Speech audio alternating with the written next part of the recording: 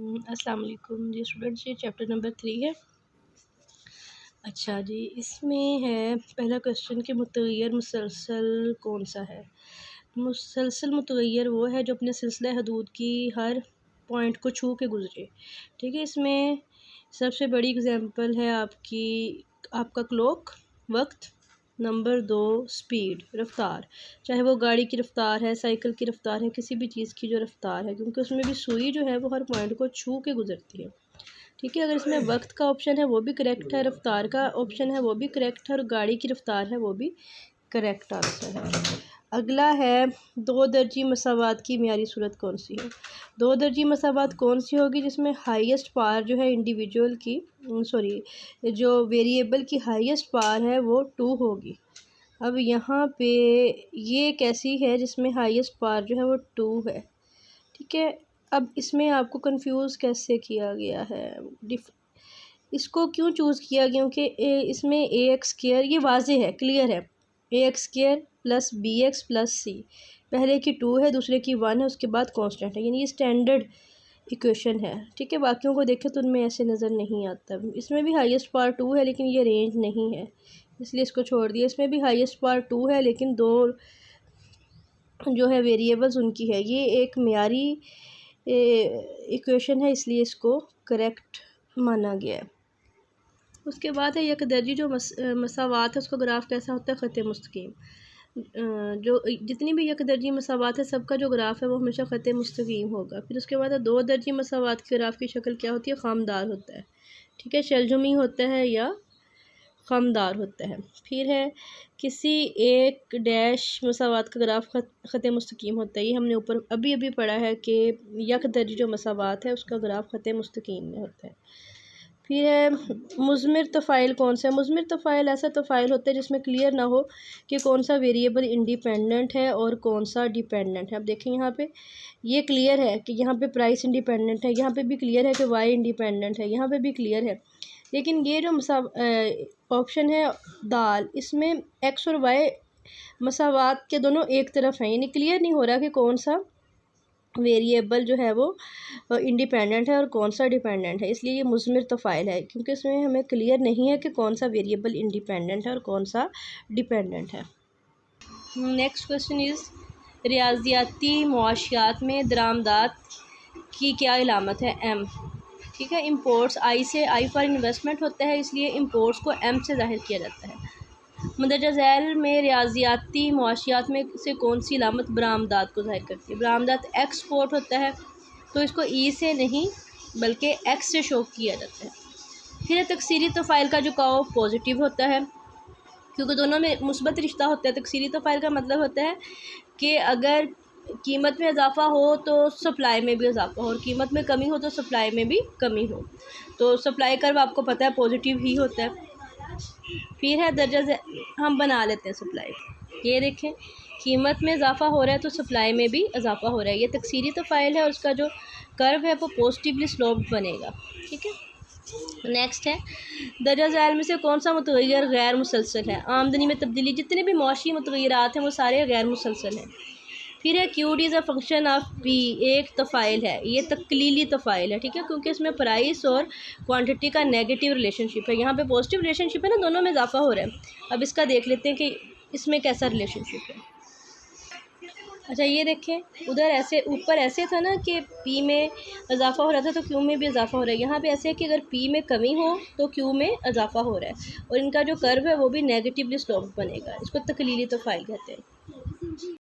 Next question is अगर तलब का इन्हिसार कीमत की बजाय आमदनी पर हो तो आमदनी कौन सा मुतग़य्यर होगी। जी बेटे, तलब और कीमत के रिलेशनशिप में भी तलब डिपेंडेंट है और कीमत जो है वो इंडिपेंडेंट वेरिएबल है। तो अगर हम कीमत की जगह पे कोई भी और वेरिएबल रखेंगे तो वो इंडिपेंडेंट वेरिएबल ही होगा। तलब हमेशा जो है वो ताबे मुतग़य्यर होगी। ठीक है, तो अगर हम कीमत की जगह पे रखेंगे आमदनी को तो आमदनी जो है वो आज़ाद मुतग़य्यर होगा।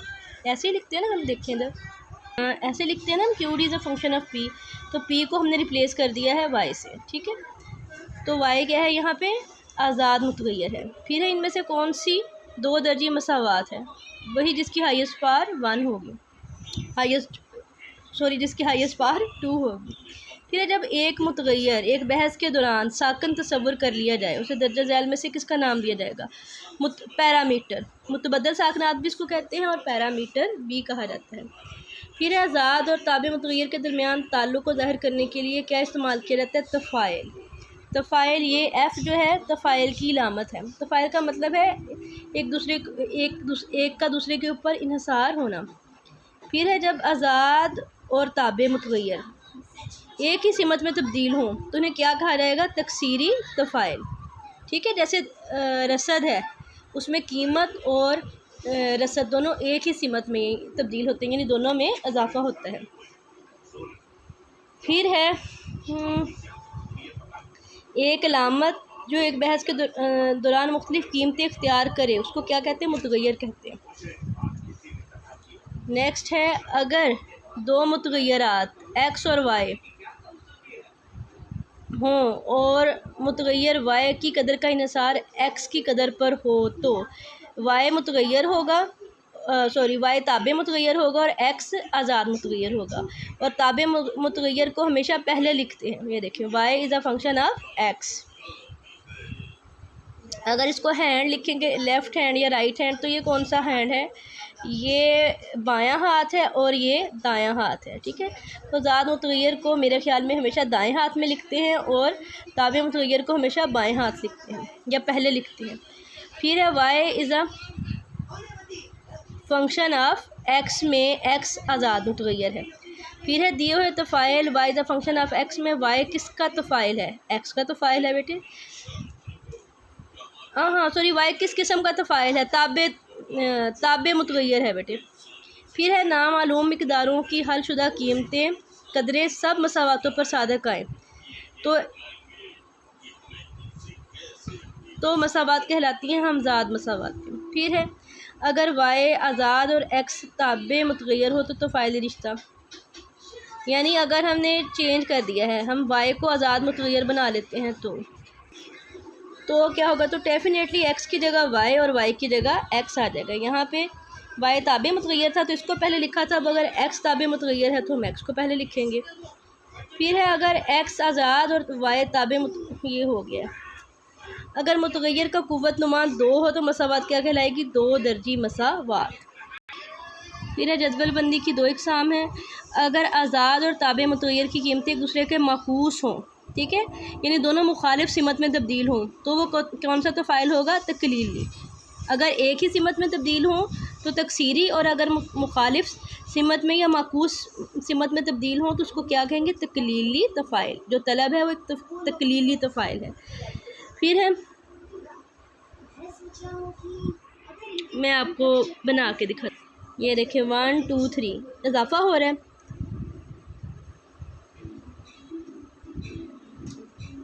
2 1.51 क्या हो रही है? कमी।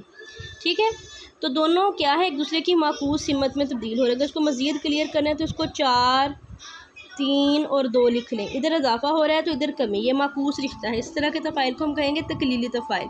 दोनों मुखालिफ सिमत में या माकूस सिमत में तब्दील हो रहे हैं। फिर है x+2 में x की कीमत क्या होगी? x+2 बराबर है 8 हो तो x की कीमत क्या होगी? इसको सोल्व कर लें जी। कैसे सोल्व करेंगे आप? x+2 बराबर है 8, ठीक है। फिर हमने इस तरफ x की कीमत मालूम करनी है तो 2 को हम दूसरी तरफ ले जाएंगे। जब 2 मसावात की दूसरी तरफ गया तो उसकी इलामत चेंज हो गई, प्लस से माइनस हो गई। 8 में से 2 को माइनस किया तो आंसर आपका 6 आ गया। 6 इज़ करेक्ट आंसर। फिर है एक सिमत में बढ़ने वाले 2 मुतगय्यरात के दरमियान तफ़ाइली रिश्ता कैसा होता है? बेटे मैंने पहले बताया कि एक ही सिमत में तब्दील होने वाले मुतगय्यरात के दरमियान मुस्बत रिश्ता होता है। ये देखें 1 2 3 इजाफ़ा, 2 4 6 इजाफ़ा, दोनों एक ही सिमत में तब्दील हो रहे हैं। तो ये तकसीरी तफ़ाइल है, मुस्बत रिश्ता है, ठीक है।